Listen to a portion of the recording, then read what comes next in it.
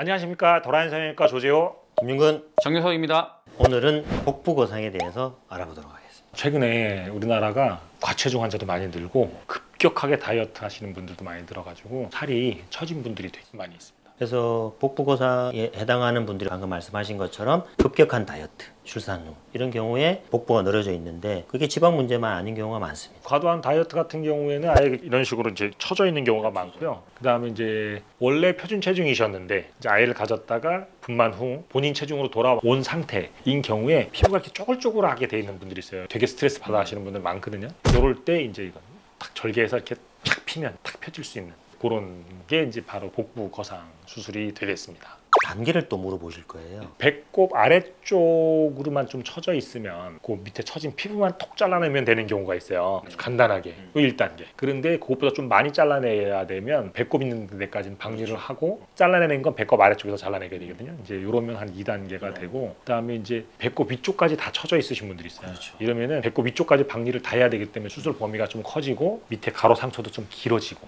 이렇게 되면은 3단계나 4단계 정도가 되거든요. 그렇게 수술 단계가 이루어진다 이렇게 생각하시면 되겠습니다. 그러면 이제 꼭 거상하지 않고 흡입하면 처진 게 해결될 수 있느냐 이런 질문도 가능하죠. 초기에 가능합니다. 초기라고 하더라도 지방을 많이 흡입하게 되면 저희가 봤을 때 안 처질 걸로 예상을 하고 수술을 했지만 처지는 경우가 있어요. 한 10% 정도 됩니다. 이거는 어쩔 수가 없어요. 왜냐하면 이런 부분에 대해서 환자분들 되게 이거 수술이 잘못된 거 아닌가 이렇게 오해들 하시는데 그거 아니고 일정 부분의 환자분들 중에는 흡입한 만큼 피부가 따라와 줘야 되는데 안 따라오는 경우가 생깁니다. 이거 의사가 예측 못합니다. 예측할 수가 없습니다. 그래서 수술하시는 원장님하고 커뮤니케이션을 충분히 하고 수술을 결정하시는 게 좋습니다. 그러면 이제 지방 흡입을 거상 수술을 같이 하는 게 아니라 나누어서 다른 날에 받아도 되나 그런 고민도 있을 수 있거든요. 이게 이제 자기의 상황에 따라서 지금 당장 흡입과 거상을 같이 해도 되고 그리고 여의치가 않으면은 나중에 해도 되는데 개인적으로 기왕 하는 거면 흡입할 때 동시에 하는 게 낫지 않을까 생각이 됩니다. 왜냐면 이제 나중에 하게 되면은 아무래도 흡입한 바늘 조직이나 이런 것 때문에 굉장히 많이 힘들지는 않지만 그래도 까다로운 면도 있거든요. 절대적으로 흡입과 거상을 같이 하면 안 된다 의견을 내시는 선생님들도 계시거든요. 그게 제 기억으로는요 한 20년 전에 논쟁이 됐던 걸로 알고 있거든요.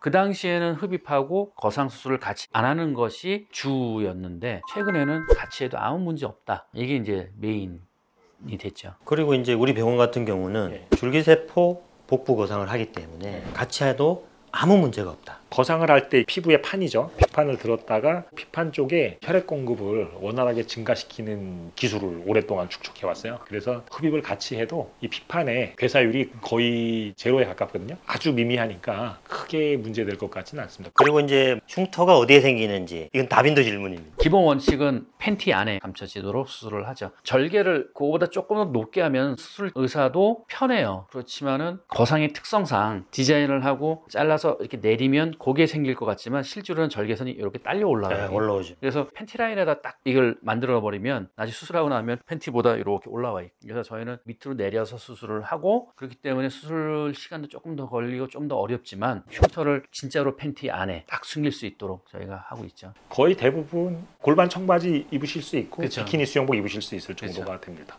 그리고 이제 언제 옅어지는지. 오래 걸립니다. 최소한 6개월이고요. 1년, 2년 이렇게 그냥 길게 보시고 생각하시는 게 좋습니다. 상처가 덧나지 않고 잘 아무는 게 초기에 제일 중요하고요.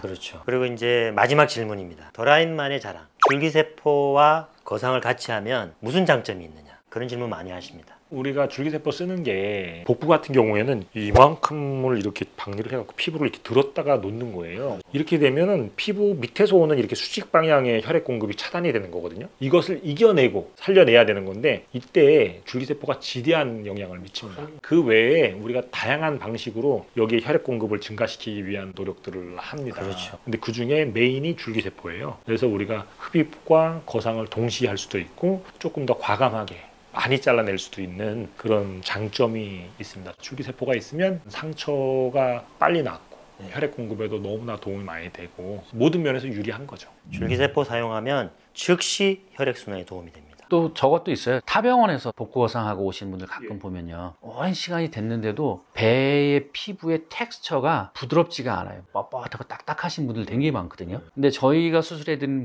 시간이 충분히 지나고 난 뒤에 보면 텍스처가 되게 부드럽고 촉감도 좋고 그런 것 같습니다. 그게 줄기세포의 영향이 아닌가 생각이 됩니다. 우리 병원에서 한 2, 3년 전에 했던 분이 말 안 하면 흡입 한 줄로만 알고 있는 경우, 그런 경우가 있었어요. 오늘은 또 복부 거상에 대해서 이모저모 알아봤습니다. 오늘 내용이 도움이 되셨다면 구독, 좋아요. 알림 설정 부탁드립니다. 안녕. 안녕.